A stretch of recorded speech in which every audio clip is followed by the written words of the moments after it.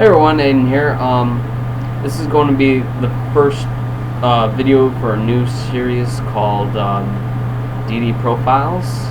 I'm going to try out a few videos, see how I feel about this, but yeah, just kind of something random I came up with, and I figured I'd give this a shot and kind of give information on deities for anyone who wanted to know. So anyway, the first one I'm going to be talking about is a god I've been working with quite often lately. I've been working with him for the past few months, and I've had really good experiences with him. He is Anubis, the jackal-headed god of Egyptian mythology. Whether or not he is older than Osiris is up to debate. Some say that he was the original god of the dead before Osiris, and ruled the underworld before Osiris came to be. But there's another myth saying that he is actually the son of Osiris, and his mother, who had tricked Osiris into making love with her, actually left him in a cemetery, I believe it was, and actually had him raised by jackals. And when Osiris died, Isis, who is Osiris's wife, came down, adopted him, and together with her, they were able to find all the pieces of Osiris and mummify him. He is the god. He is the guide of the dead. He's in charge of mummification, embodiment, and he does the most work, in my opinion, the most work with the weighing the heart ceremony. And he acts as how do I want to put this? He is the out of all the myths I've read in world mythology, he is probably one of the most active when it comes to death, in my opinion. He's in charge. He guards the door between this world and the next. He guides the soul through the afterlife to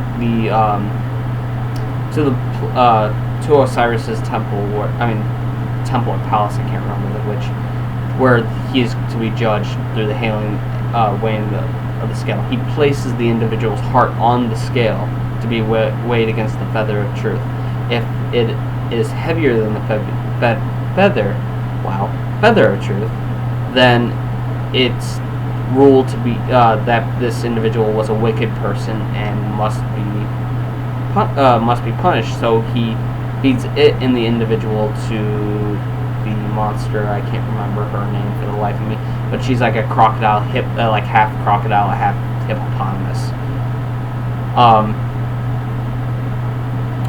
So why would you want to work with Anubis? Well, as I said, with death deities in general, working with a death deity gives you a better, a better outlook, a brighter outlook on life itself, and makes you want to live life more, because you know basically what's coming at the end.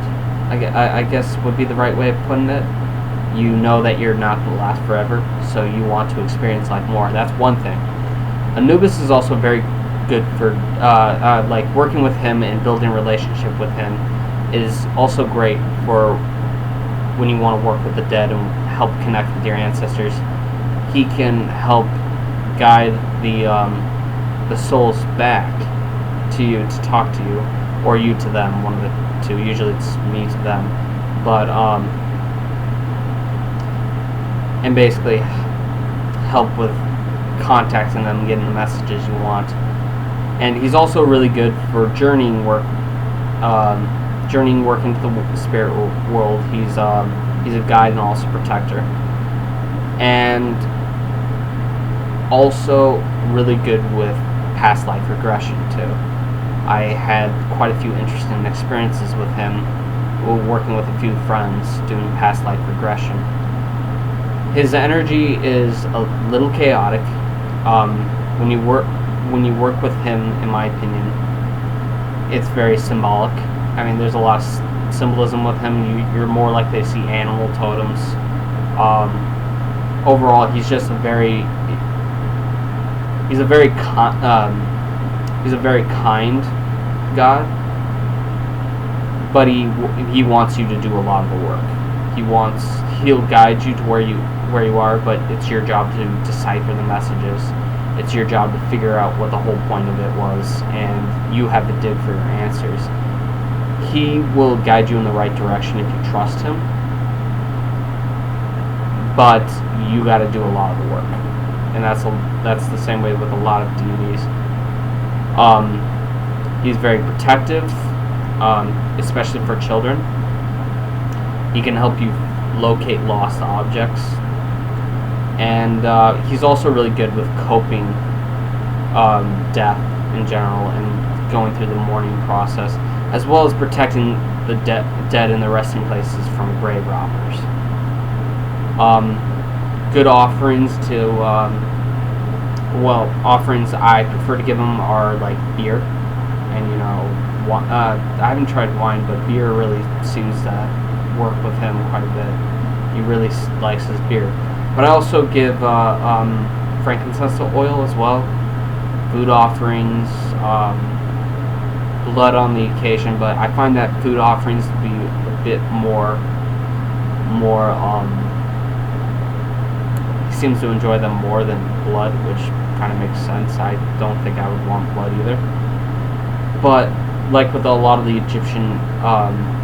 other Egyptian deities, sacrifice is quite necessary. So I'm going to try working with poems and drawing pictures, and I still got a lot of work with Anubis, but overall, if you're looking, I'd say that if he calls to you and you don't understand why, just work with him and you'll find out.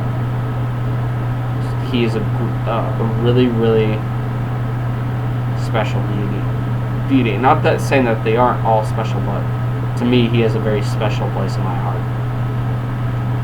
So, thank you for watching. I hope this gives you some food for thought, and I'll see you next time. Blessed be.